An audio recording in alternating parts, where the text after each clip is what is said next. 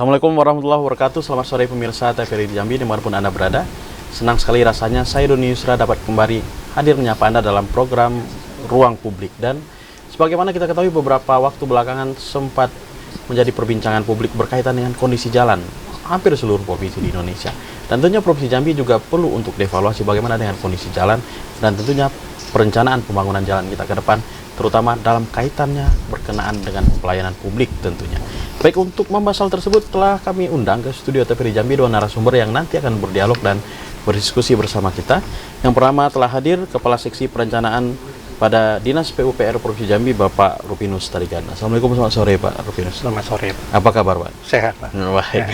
Pemirsa, juga telah kami undang akademisi dari Universitas Jambi, Bapak Ivan Rozani Raharja, SHMA. Assalamualaikum, selamat sore Pak. Waalaikumsalam. Apa kabar Pak? Alhamdulillah baik. Baik, pemirsa, selama 60 menit ke depan kita akan berdialog dan berdiskusi berkaitan dengan kondisi jalan, ruas jalan Provinsi Jambi, dan tentunya juga seperti biasa nanti kami akan mengundang Anda untuk berpartisipasi bersama kami melalui line telepon 66385. Baik, saya langsung saja nih ke Pak Rupinus. Iya, Pak, kondisi jalan Provinsi Jambi hari ini, kalau ini kan kalau di saat kita berbicara ruas jalan ya di Provinsi Jambi ini kan kita dilewati beberapa jalan, termasuk jalan nasional, provinsi dan jalan kabupaten kota. Sebenarnya kalau yang masuk dalam ranah jalan provinsi itu seluas apa sebenarnya Pak? Ruas jalannya? Ya, terima kasih Pak. Jadi untuk jalan provinsi yang merupakan kewenangan provinsi itu Pak, tersebar di seluruh kabupaten kota. Ya. Jadi panjang totalnya itu sekitar 1032,844 km. 1000, oke. Itu tersebar di seluruh kabupaten kota. Jadi itulah yang merupakan kewenangan dari pemerintah provinsi untuk melakukan penanganan secara rutin setiap tahun. Ya. Jadi kondisi terakhir tahun 2022 yang kita survei bulan Desember itu kondisi mantap itu sekitar 77,365 km. 77,365 km. Jadi kondisi tidak mantap atau rusak itu 22,635%. Jadi kondisi rusak itu masih banyak Pak sebenarnya, sekitar 233,789 km. Untuk ruas jalan khusus yang di bawah kewenangan pemerintah Provinsi Jambi? Iya. Jadi itu yang daerah yang paling banyak kerusakannya yang kita data itu di Kabupaten Sorolangun Pak. Sorolangun, terus Tanjab Timur, terus Muara Jambi. Ya. Ini yang masih di bawah 70% kemantapannya. Masih di bawah 70%. Ya. Itu artinya ruas jalan provinsi yang berada di 3 kabupaten tersebut. Ya. Baik, nanti saya akan tanyakan lebih lanjut. Saya Pak Ipan. Pak Ipan, melihat kondisi ini, kalau dari secara umum sebenarnya kalau dari data tadi, secara umum ruas jalan yang menjadi domain pemerintah Provinsi Jambi dalam kondisi mantap. Tetapi kan masih terdapat masih ada kerusakan jalan itu, dan itu fokus di 3 kabupaten kalau tidak salah tadi Pak ya, Sorolangun, Tanjung Jabung Timur dan Muara Jambi. Nah, kalau kita lihat Pak Ipan, kalau itu kan kawasan-kawasan yang sebenarnya merupakan kawasan yang juga tidak lepas dari bagaimana menjadi sarana publik gitu ya. Itu kawasan industri, perkebunan dan sebagainya. Kalau mencermati hal itu Pak Ipan. Baik, terima kasih. Mungkin yang perlu dipertegas kembali di sini dari angka yang dimunculkan tadi 70% sekian itu. Ya kan, apakah 70% itu terkait langsung dengan sektor publik yang sudah baik itu kondisinya atau tidak? Nah ini, atau yang 70% itu hanya untuk di jalan-jalan yang tidak terlalu bersentuhan dengan sektor publik, seperti itu. Nah ini harus dijelaskan kembali, didudukkan kembali sehingga kita paham maksud dari angka 77% itu, termasuk kabupaten-kabupaten yang disebutkan Bapak tadi, itu apakah langsung bersentuhan dengan sektor publik. Nah itu yang harus kita ketahui lebih atau mungkin maksud Anda ya mungkin logikanya mungkin seperti ini, atau memang karena jalannya jarang dilalui ya wajar? Ya wajar. Wajar kalau jalan itu tetap dalam kondisi baik. Beda kalau kondisi seperti yang jalan provinsi, ya kan, status jalan itu kan banyak Pak ya. Ada jalan provinsi, kabupaten kota, ya kan. Nah ini yang 77% ini yang mana? Apakah yang dilalui khusus untuk sektor publik atau tidak? Itu dulu harus dipertegas untuk mengerucutkan angka itu. Baik, untuk mengkonkretkan nanti kita bisa melihat akar masalahnya ada di mana seperti itu. Betul. Nah, gimana Pak Rupinus? Ya, kalau kita berbicara sistem jaringan jalan, Pak, dia kita harus melihat secara koridor. Jadi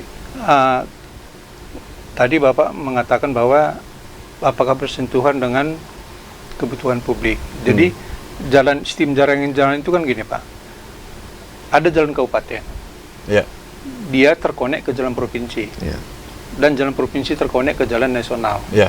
Jadi inilah koridor yang harus dilalui oleh pengguna jalan. Makanya ini harus penanganannya harus secara komprehensif, artinya berkesinambungan. Kalau jalan provinsinya rusak, tapi jalan kabupatennya juga, tapi kan pusat-pusat pertumbuhan itu bisa saja di jalan kabupaten. Tapi untuk mengeluarkan barang dan jasa segala macam, dia dari jalan kabupaten. Untuk keluar dari kabupaten maksudnya? Ya, dia melalui jalan provinsi.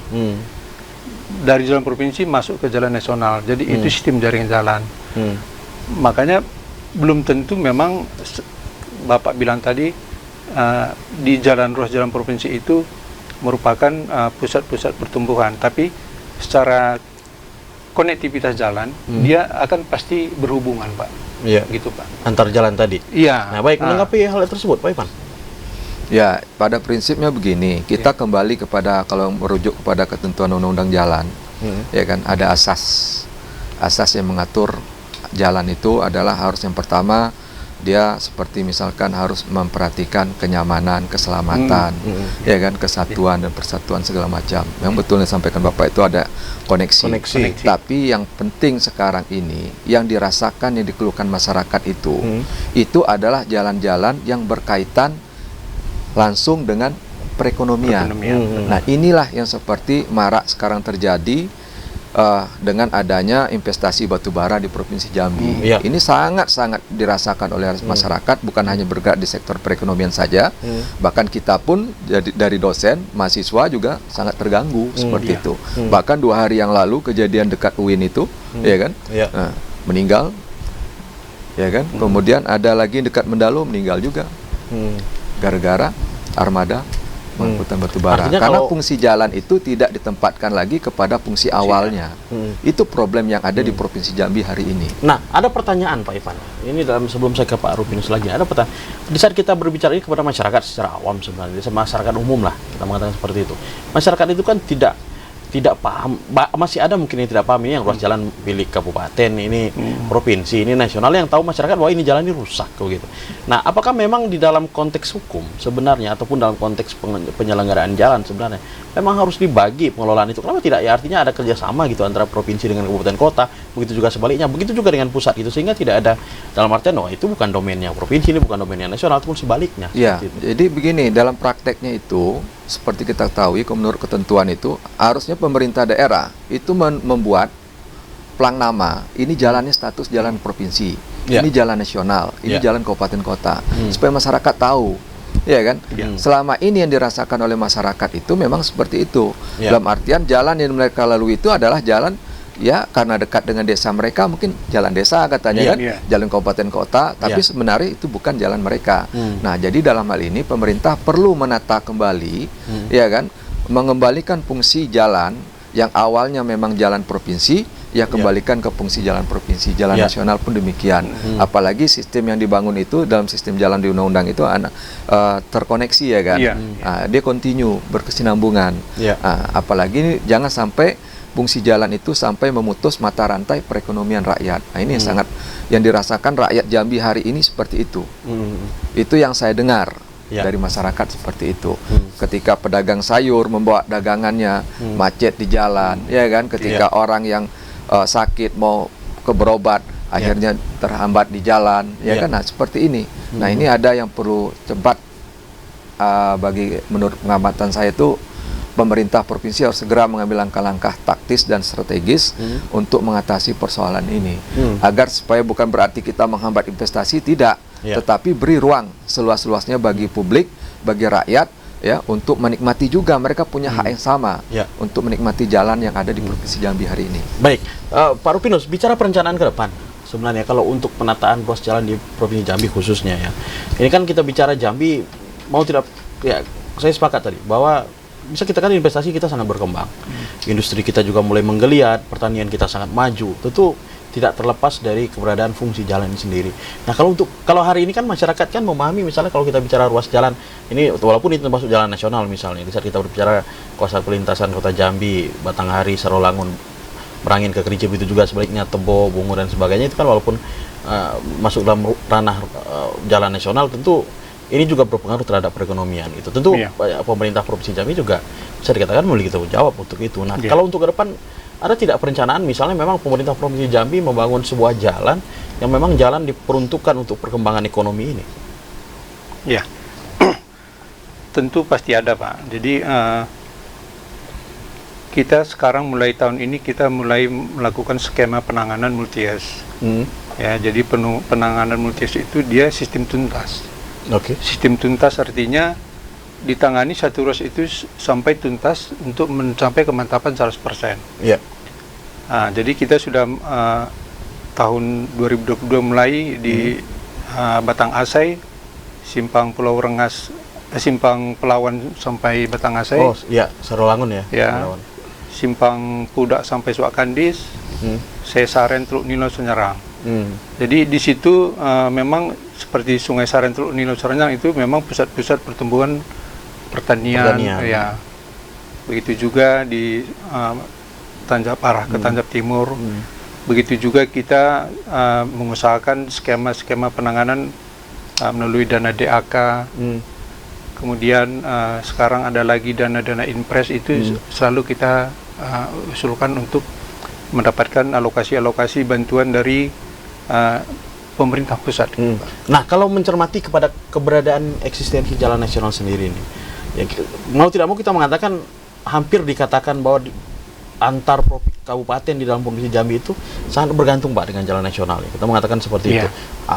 Koneksi dari barat sampai ke timur itu sangat dipengaruhi oleh jalan nasional yang hari ini juga harus bisa kita katakan berebutan nih dengan kepentingan-kepentingan lain atas jalan itu. Nah, kenapa? Apakah saya katakan tadi, apakah tidak ada rencana misalnya konsep ke depan, misalnya memang jalan provinsi diperuntukkan untuk jalan rakyat seperti itu? Ya, memang untuk jalan provinsi itu untuk jalan umum ya, bukan jalan batubara seperti Bapak bilang tadi. Kalau jalan batubara itu kan harusnya memang mereka membuat jalan khusus. Jalan khusus. Jadi itulah permasalahan kita sekarang di Jambi, Pak. Jadi masalah jalan khusus itu memang bukan kewenangan kita sebenarnya. Kita cuma memfasilitasi saja. Apa yang mereka butuh kita fasilitasi. Tetapi masalah pembiayaan kita APBD tidak boleh masuk ke pembangunan jalan khusus. Karena APBD itu hanya boleh dinikmati oleh seluruh rakyat, seluruh masyarakat, bukan orang-orang tertentu gitu, Pak. Makanya kita tidak boleh. Artinya APBD tidak boleh digunakan untuk itu, Pak? Tidak boleh membangun jalan khusus. Makanya sampai sekarang kita hanya bisa membantu memfasilitasi, misalnya dari masalah perencanaan kita bantu, masalah izin-izin segala macam itu pemerintah Provinsi Jambi membantu. Gitu, artinya ini nanti diserahkan kepada pelaku usaha sendiri? Pelaku usaha. Ya, baik. Menanggapi hal itu, Pak Ipan, tentu tidak. Artinya di saat kondisi hari ini bisa kita kan urgensi sebenarnya. Di saat satu jalan diperuntukkan bersama, banyak orang melewati jalan tersebut, dan bisa kita katakan hari ini satu-satunya nih terkoneksi antar kabupaten kota di Provinsi Jambi. Bisa dikatakan kita sangat bergantung dengan jalan nasional dengan kondisi yang ada hari ini, begitu ya. Kemudian hal ini diserahkan sepenuhnya kepada pelaku usaha yang tentu tidak mudah juga gitu. Sedangkan dana daerah tadi disampaikan oleh Pak Rupinus juga terkendala untuk digunakan untuk jalan ini. Nah, kalau menanggapi kebijakan-kebijakan seperti itu, mungkin sebelum menjawab kita tahan sejenak. Pemirsa jangan kemana-mana karena Untuk Jambi akan kembali setelah pesan berikut ini.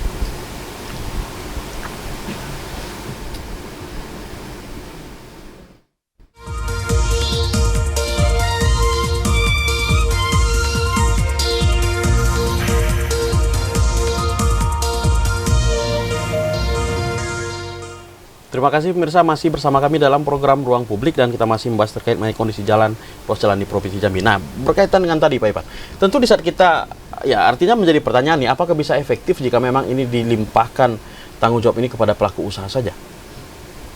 Tidak. Jadi menurut saya semua pihak ini terlibat. mulai dari proses terbitnya izin, mulai dari pemerintah pusat, termasuk pemerintah provinsi dan pelaku usaha. Nah itu, karena apa? Ini dampaknya yang dirasakan langsung adalah kepada masyarakat.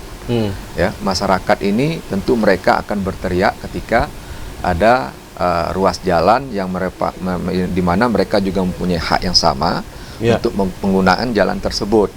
Nah seperti itu. Nah jadi sekarang ini kembali kepada pemangku tadi, pemangku kepentingan tadi, ya sejauh mana mereka serius untuk mencari solusi jalan keluar terkait dengan ruas jalan ini. Itu supaya masyarakat juga merasakan mereka juga merupakan bagian dari proses warga masyarakat yang ada di daerah tersebut, ya kan, yang sudah memilih pemimpin mereka untuk memperjuangkan nasib mereka kan gitu. Salah satunya di sektor jalan, termasuk wakilnya. Iya, termasuk wakilnya di legislatif kan gitu.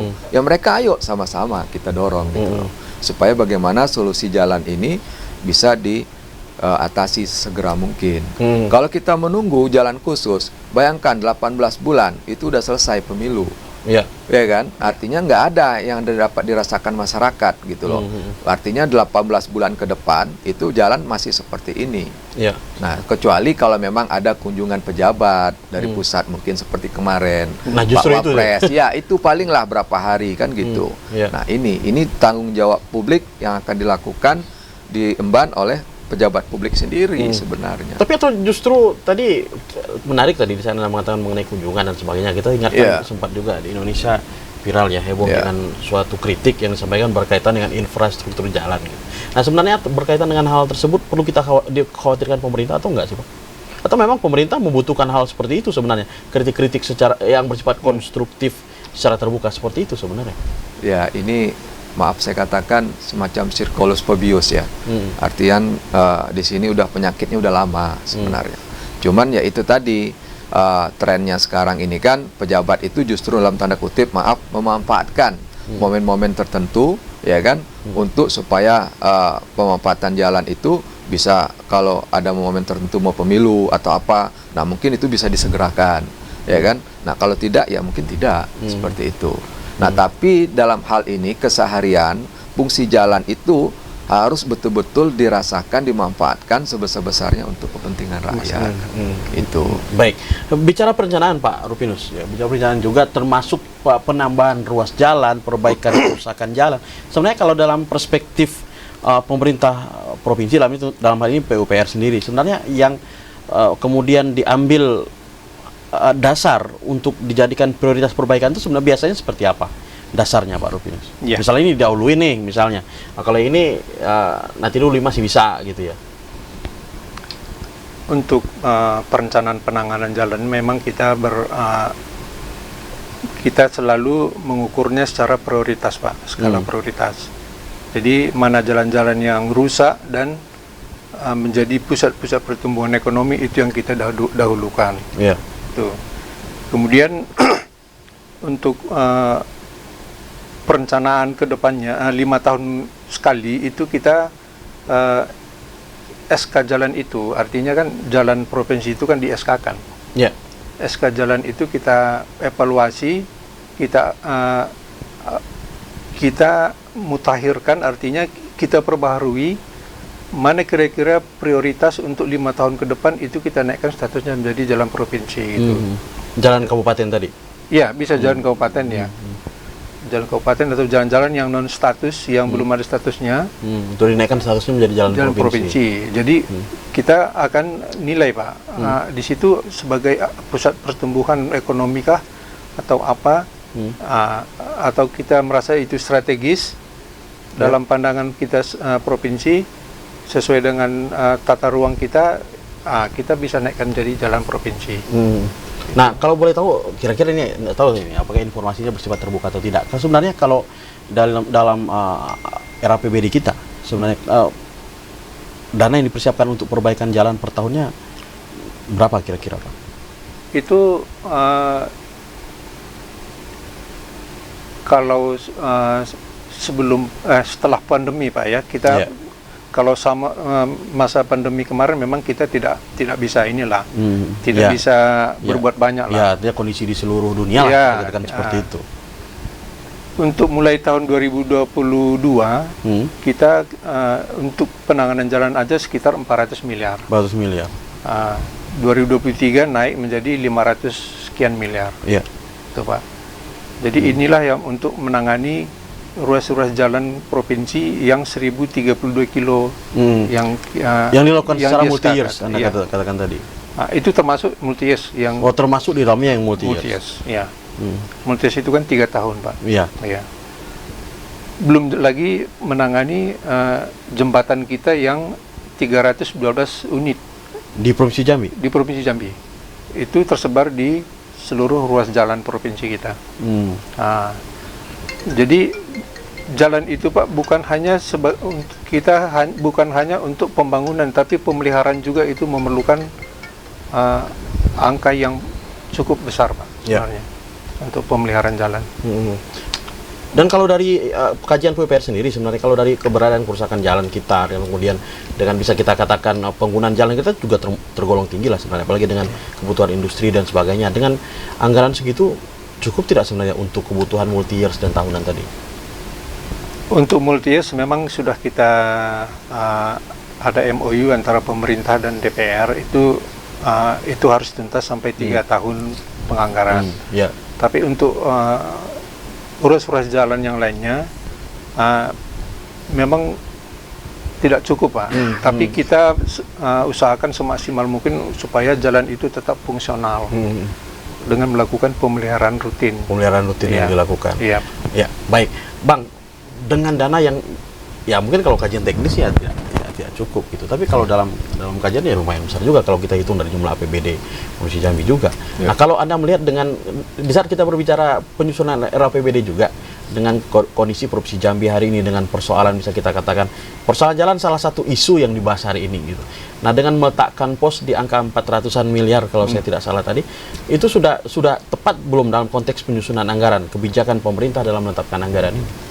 Ya, itu kembali kepada pemimpin daerah menurut saya. Ya kan? Berapapun angka itu bisa dinaikkan, bisa diturunkan, menyesuaikan dengan kondisi real di lapangan. Tapi pada prinsipnya kebutuhan masyarakat akan jalan itu sangat menentukan keberhasilan sektor perekonomian di daerah. Jadi kalau dikatakan tadi 500 miliar, 400 miliar dengan jumlah 1000 lebih kilometer jalan itu ditambah plus 312 jembatan. Kalau logika kita berpikir, kalau memang dicukup-cukupkan cukup, ya kan? Kalau kacamata orang awam. Tetapi tepat sasaran tidak. Apalagi skala prioritas yang ditetapkan oleh pemerintah dalam hal ini untuk menentukan titik-titik mana saja yang harus yang harus diprioritaskan bagi kepentingan masyarakat di dalam perekonomian tersebut. Nah, jadi yang paling penting jangan sampai fungsi jalan itu bergeser ketika gubernur, maaf saya katakan, mengatakan jalan misalkan ataupun pejabat publik menyatakan bahwa jalan masyarakat itu kita alihkan sementara ke jalan ini B gitu loh. Sementara industri menggunakan fasilitas jalan nasional. Nah, ini kan terbalik gitu loh. Iya kan? Harusnya mereka sadar mereka dipilih itu oleh rakyat. Berarti mereka harus memperjuangkan kepentingan rakyat. Dan Anda belum melihat hal itu hari ini? Belum. Buktinya masih semrawut sampai hari ini. Ya, instruksi gubernur tidak diindahkan oleh para pelaku usaha. Atau karena tadi memang alasan argumentasi bahwa karena itu merupakan kawasan jalan nasional, bukan domainnya Pemprov begitu, seperti itu. Ini bukan persoalan domain Pemprov, artinya pemerintah daerah juga mempunyai hak untuk mengatur itu. Supaya masyarakat di daerah mereka jangan merasa dalam tanda kutip terzolimi dengan ada pelaku usaha tersebut. Nah, ini supaya hak sama-sama pemanfaatan jalan itu memang betul-betul bisa dirasakan oleh masyarakat. Atau mungkin juga dengan solusi misalnya solusinya dengan memang jalan nasional karena domain perizinan pertambangan, misalnya kita bicara batubara deh misalnya, perizinan pertambangan ada di pusat hari ini ya, silakan melalui jalan nasional. Tetapi karena ada hajat hidup masyarakat di kawasan provinsi, ya kemudian pemerintah provinsi memang membangun jalan khusus untuk masyarakat seperti itu. Iya, itu sah-sah saja. Cuman ingat, durasi waktu yang ditentukan untuk proses pembangunan jalan itu yang tidak sedikit. Mulai dari kan, hampir 2 tahun gitu loh. Hampir 2 tahun artinya di sana apakah selama rentang waktu 18 bulan itu masyarakat mau gimana nasibnya gitu loh. Iya kan? sayur, dagangan, ya kan, perekonomian yang lain. Gimana nasib mereka gitu loh? Iya. Mereka bergantung dari sektor ekonomi seperti itu. Ya. Hanya persoalan jalan akhirnya mereka tidak bisa survive. Nah, ini yang harus jadi pikiran bersama bagi pemerintah daerah. Gubernur sekali-sekali itu yang buat turun lah. Ya, jangan ngatur batu bara aja. Rasakan, dengar suara rakyat yang sudah memilih saudara seperti itu misalnya kan gitu. Iya kan? Jadi kadang saya melihat selama ini, ya maaf saya ngomong bukan apa-apa, bahasa yang digunakan kepala daerah itu mempunyai dua fungsi gubernur itu. Iya kan? Satu dia fungsi sebagai kepala daerah yang dipilih oleh rakyat dan satu sebagai gubernur. Dia merupakan wakil pemerintah pusat yang ada di daerah.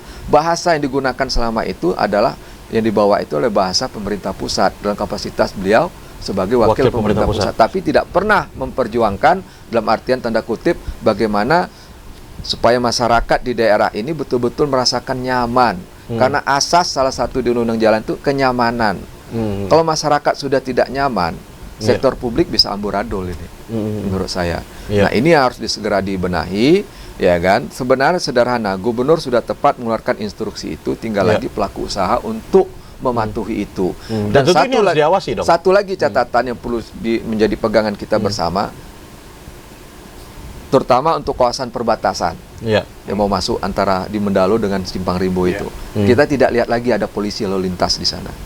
Ya kan? Kalau sudah jam 8 malam ke atas itu kemacetan itu udah ruas jalan udah dikuasai sepenuhnya oleh armada pengangkutan batu bara. Apalagi itu termasuk kawasan yang sangat padat sebenarnya untuk masyarakat. Seperti itu. Nah, kita berharap aparat keamanan juga ya setidaknya mendirikan pos atau apa gitu kan untuk menjaga ketertiban, kenyamanan penyelenggara pengguna jalan itu sendiri. Ya, baik. Saya ke Pak Rupinus. Pak, bisa kita katakan di saat masyarakat Jambi lah hari ini, di saat kita di Jambi berbicara jalan, kemanapun arah pembicaraan dibawa, ya ujung-ujungnya kita kembali ke batu bara, gitu ya.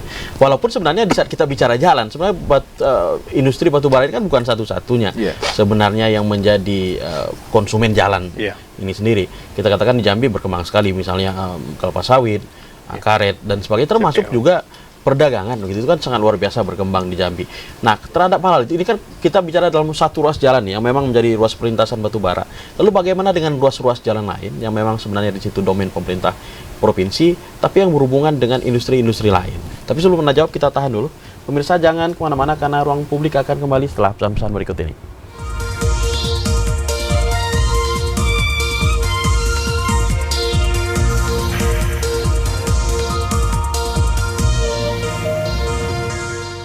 Terima kasih pemirsa, masih bersama kami dalam program Ruang Publik, dan seperti biasa pada sesi ketiga kami mengundang Anda untuk berpartisipasi bersama kami melalui line telepon 66385, dan bagi Anda yang berada di luar kota Jambi dapat menggunakan kode area 0741663885. Mungkin kita langsung sapa langsung penelpon kita, Pak. Halo, Assalamualaikum, selamat sore. Halo. Halo. Halo, selamat sore. Selamat sore, Doni. Selamat sore, Pak Yudi, apa kabar? Alhamdulillah. Baik, silakan Pak Yudi. Ya, saya sapa dulu. Yang saya hormati Bapak Rupinus ya, Tarigan Sarjana Teknik Aplikasi Perencanaan PUPR Provinsi Jambi, dan dua narasumber berikut adalah Ivan SMH Hukum dan Publik yang saya hormati. Jadi ini memang tepat sekali di Ruang Publik ini mengangkat isu nasional ini. Ya. Kalau saya lihat, saya dengar, dan saya rasakan, juga begitu juga masyarakat publik luas. Tentu jalannya merupakan urat nadi ya, penting sekali lah. Bukan untuk pertumbuhan ekonomi saja, semuanya.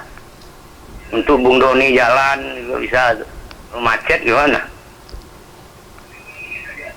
Tadi saya jelaskan ada jalan nasional pusat, ada jalan provinsi, ada kewenangan gubernur provinsi Jambi, ada jalan kabupaten bupati, ada jalan kota wali kota, dan ada jalan khusus, ya kan? Ya. Jadi sebenarnya menurut saya dengan keterbatasan anggaran di semua kabupaten kota ini harus ada prioritas untuk sinergisitas serta konektivitas. Contoh, kalau jalan provinsi dibagusi, ya kan? Jalan kabupaten rusak, apalagi infrastruktur sentra produksinya rusak. Bagaimana tuh? Tentu tidak sinergi kan? Begitu juga sebaliknya. Dalam provinsi rusak, dalam kabupaten bagus, infrastrukturnya bagus, sama juga, terganggu juga. Ya. Ruang publiknya terganggu. Jadi sinergisitas itu dipertanyakan, Bung Joni. Itu jalan itu. Kalau kita bicara masalah jalan khusus ini, yang hadap Jokowi lah, tidak bisa. Tidak bisa, karena itu anggaran besar. 41 batu bara aja ya hanya menyumbang 1,5 miliar, gimana bisa nyiram garam ke laut gitu. Jadi sangat terganggu sekali persoalan ini. Ada namanya program sapu lubang yang ada di Muara Jambi. Boro-boro lubang disapu. Nggak bisa. Ya. Jadi pertanyaannya terakhir, ini pengamat publik ini juga harus jeli ini persoalannya. Pertanyaan saya, kurang lebih 500 miliar tuh dana ada di UPR itu. Ya. Ya kan? Itu saya rasa, saya anggap Suara Surya ini tidak mampu 2023 ini untuk mengatasi jalan, karena nyiram garam ke laut, Pak. Justru itu tidak menutup kemungkinan sumber daya manusia di UPR itu harus dapat meyakinkan pusat. Cuma duduk habis 600 miliar, jadi ganti aja lah UPR-nya. Nggak bisa kalau cuma ngabis 500 miliar itu. Ya, Nah, baik. ini apa yang saya lihat, saya dengar, saya rasakan. Baik. Ini saya rasa paling penting, ini kan akibat COVID dengan refocusing. Ya. Ini makanya sumber daya manusia untuk menjemput uang itu, masalah infrastruktur itu sangat penting. Ya. Yakinkan gubernur, yakinkan bupati, yakinkan kementerian, persentase dan jangan ke hotel aja. Satu Baik, tidur, baik. SPPD-nya balik Baik. Jambi. Itu udah gaya yang lama, harus harus betul-betul strong kita ke sana. Ya. Duit dari mana lagi? Ya, Jadi baik. saya itu saja, saya nyatakan sore ini tidak mampu provinsi ini untuk mengatasi jalan yang luas tadi. Baik. 2023. Terima Baik, kasih. Mohon maaf. Itulah yang saya dengar, saya rasakan. Wabillahi taufiq wal hidayah. Wassalamualaikum warahmatullahi wabarakatuh. Waalaikumsalam. Waalaikumsalam. Sebelum kita menjawab penelpon Pak, yang tadi kita terpotong break iklan, kan sebenarnya kita terfokus sebenarnya di ruas jalan tertentu nih, kayak Sarolangun, Batanghari, ke Kota Jambi, dan kemudian ke Pelabuhan Talangluku gitu ya. Nah, kalau dengan sektor jalan lain, kita katakan arah Tanjung Jabung Barat, Tanjung Jabung Timur, Bungo, Tebo, dan sebagainya, itu kan ada beberapa juga yang dilintasi oleh industri kelapa sawit dan sebagainya. Kalau terhadap fokus-fokus jalan-jalan seperti itu, ke depan perencanaannya seperti apa? Atau kan memang ya karena dia dianggap tidak terlalu mengganggu, atau karena memang tidak muncul ke publik sebenarnya permasalahan kerusakan jalan ini? Ya, sebenarnya Pak, angka yang 500 itu kita tersebar di seluruh jalan provinsi. Oke. Jadi semua dapat Pak, semua dapat, tergantung besarnya kerusakan jalan. Jadi makanya persentasenya itu berdasarkan kerusakan jalan Pak, persentase untuk penanganan alokasi dananya. Ya. Jadi semuanya kedapatan kita tangani tergantung dari kemampuan dana kita. Ya. Kemudian untuk jalan-jalan yang rusak berat itu ada di Tanjab Timur, memang di situ Pak kita akui memang harus dilakukan penanganan secara khusus karena memang topografinya, kondisi geografisnya itu berbeda dengan daerah-daerah Itu lain. jalan di pelintasan itu kebanyakan di jalan masyarakat umum atau memang ada industri di sana Pak? Di sana perkebunan Pak. Perkebunan. Perkebunannya. Ya. Nah, kalau sebenarnya apa yang menjadi kendala sebenarnya? Di saat kita bicara perkebunan, Jambi juga termasuk provinsi yang sangat berkembang dengan perkebunannya, dan sektor perkebunan juga menyumbang luar biasa sebenarnya untuk PAD Jambi. Sebenarnya kita tidak masalah Pak dengan berkembangnya perkebunan segala macam, itu tidak masalah, tapi kita kan ada aturan bahwa jalan itu harus dilewati oleh kendaraan 8 ton misalnya. Ya. Itu harus disepakati dulu bahwa perusahaan-perusahaan itu harus sepakat bahwa yang Tidak di membawa sana melebihi tonase tidak seperti melebihi itu. tonase gitu Pak. Jadi itu yang menyebabkan kadang-kadang kerusakan jalan itu jauh lebih cepat daripada yang kita rencanakan. Karena melewati tonase yang direncanakan tadi, Pak. Iya, ya. Baik, Pak Ipan, sekaligus nih menjawab pertanyaan penelpon. Tapi saya tertarik dengan pertanyaan penelpon tadi. Kondisi PAD kita sanggupnya ya begitu, dan tadi telah membahas bahwa sebenarnya kalau mau optimal ya agak sulit dengan dana sekian untuk perbaikan dengan ruas jalan kita yang juga banyak, panjang, dan kompleksitas permasalahannya gitu. Nah, kalau versi penelpon kita tadi, Pak Yudi, ini sebenarnya perlu kreativitas sebenarnya. Bagaimana justru tidak berpangku kepada PAD, tetapi justru bagaimana juga pemerintah provinsi itu mampu untuk mencari solusi lain. Anda sepakat dengan itu? Jadi begini, saya ingat awal dulu ketika Jokowi berkunjung ke Jambi, ya kan, gubernur pernah mengekspos kan, menyampaikan di bandara pada saat itu ya diatur-atur ajalah. Kan gitu. Jadi problemnya sebenarnya yang angka 400-500 miliar itu kan bukan untuk batu bara. Iya. Iya, Pak ya? Bukan khusus untuk batu bara. Bukan khusus untuk itu. Iya. Nah, tetapi ruas jalan hari ini sebagian besar itu dikonsumsi oleh armada batu bara. Jadi seperti Desa Rolangun segala macam, memang nggak fokus karena itu memang bukan kewenangan dari provinsi. Iya. Ya kan itu, Iya. itu kewenangan pusat tidak mau. Karena apa? Pendapatan dari sektor batubara itu ternyata separuh dari biaya. Itu persoalannya. Jadi kalau diminta kreativitas apapun juga, statement terakhir Jokowi di Lampung kemarin yang saya lihat di TV, kalau memang kabupaten, provinsi, ya kan tidak sanggup, ya kan, pusat akan turun tangan. Itu dalam konteks lain menurut saya, tapi tidak cocok untuk di Provinsi Jambi. Kalau jalan-jalan sektor publik mungkin. Saya Tapi rasa. kalau seandainya statement juga sama, tidak sanggup begitu. Dengan kondisi artinya keruwetan masalah ini, terus yang kedua permasalahan ini juga artinya membutuhkan waktu yang juga mestinya cukup panjang begitu. Memungkinkan mungkin ditarik ke provinsi, ke pusat persoalan ini? Ya, tergantung sejauh mana kekuatan lobby Pemprov ke pusat seperti itu, ya kan? Kalau kita berbicara selama ini, kita lihat gubernur beberapa kali menghubungi kementerian, ya kan, DPR RI gitu loh, Komisi 5 segala macam. Hasilnya mana? Masyarakat kan menunggu itu, masyarakat kan menangkap itu gitu. Nah, artinya ada ketidakpercayaan publik lagi kepada pemerintah hari ini dalam penanganan sektor jalan. Kita tidak menyalahkan, masyarakat minta haknya, kami juga punya hak yang sama di jalan tersebut. Iya kan itu cuma persoalannya.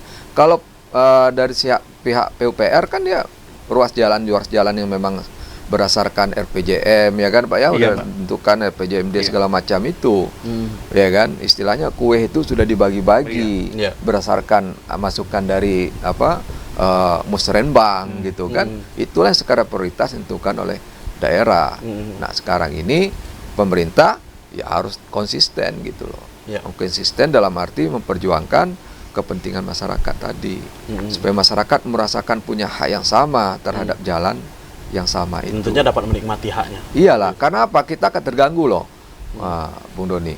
Ketika kita sayur-sayur, mayur segala macam, ya kan, kemudian sawit segala macam itu terganggu, itu sirkulasi perputaran ekonomi secara mikro juga akan terganggu. Itu kelangkaan. Jadi jangan harga, gitu loh. Nah, itu yang perlu disikapi segera mungkin, bagaimana gubernur mampu untuk mengambil langkah-langkah taktis dan strategis supaya pemanfaatan jalan ini betul-betul dikembalikan kepada fungsi awalnya. Yaitu bagi kepentingan masyarakat. Gitu. Dan kalaupun ada kepentingan lain, tetap kepentingan masyarakat lebih yang didahulukan seperti itu. Baik, saya ke Pak Rufinus. Pak, tadi tertarik dengan apa yang disampaikan penelpon kita. Sebenarnya ya logis sih, di saat jalan kabupaten baik, tapi kalau jalan provinsinya nggak baik, ya sama saja tidak ada gunanya juga. Sebaliknya nih, jalan provinsinya baik, jalan nasionalnya baik, jalan kabupatennya tidak baik, juga menjadi keluhan masyarakat. Nah, bicara tentang koordinasi ini Pak, di samping juga koordinasi tentang anggaran, koordinasi tentang pembangunan jalan ini bagaimana sebenarnya konsepnya yang berlaku hari ini? Kalau kita tetap berkoordinasi dengan kabupaten kota Pak ya, kita ada forum OPD. Forum OPD itu dilakukan setiap tahun di awal perencanaan untuk tahun kedepannya. Ya. Jadi dalam forum OPD itu kita memang membahas usulan-usulan kabupaten yang mau dibantu oleh pemerintah provinsi. Iya. Jadi disitulah kita menggali potensi-potensi yang ada di daerah itu, mana kira-kira yang urgent kita bantu.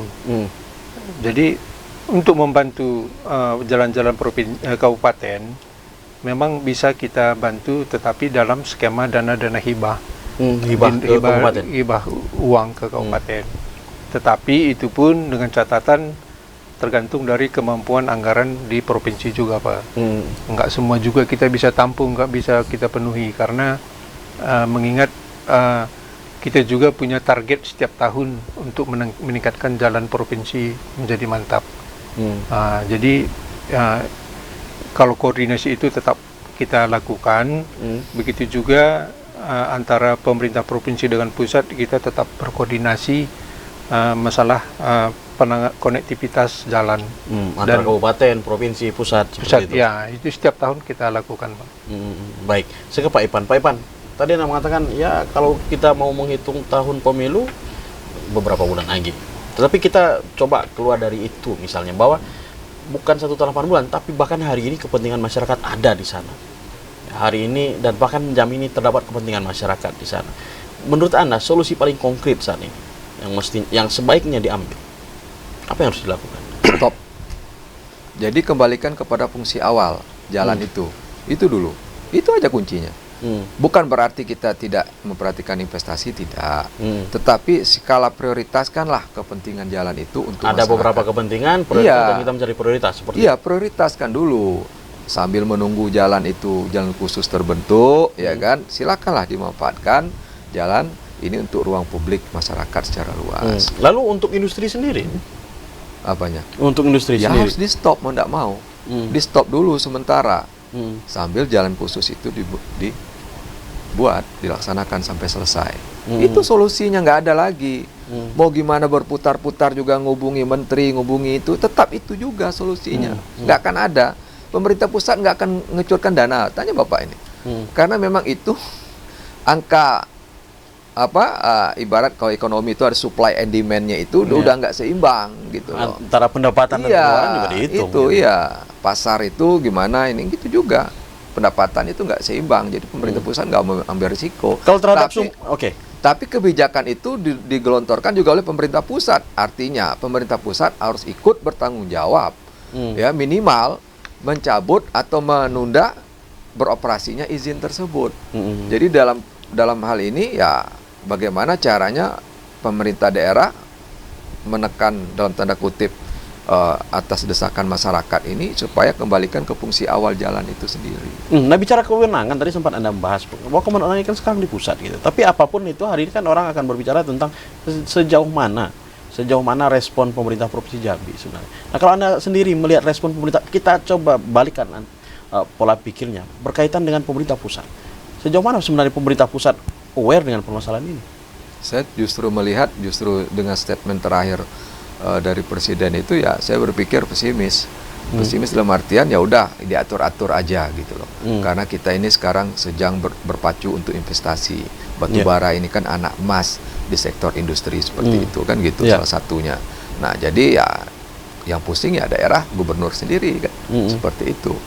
Nah, jadi kalau menurut saya yang jelas untuk sementara di stop dulu. Dihentikan dulu karena ruas jalan itu sejauh ini dikonvoi dipenuhi kalkulasinya oleh armada batubara. Walaupun bagaimana mau diatur begini dikurangi, nggak ada itu sebenarnya. Ya kan nggak akan mencukupi kapasitas jalan itu, daya tampung jalan itu dengan mobilitas pemanfaatan pengguna jalan. Apalagi jumlah produksi juga semakin bertambah. Baik, kita tahan dulu Pak Ipan dan Pak Rupinus. Pemirsa jangan kemana-mana karena Ruang Publik akan kembali setelah pesan-pesan berikut ini.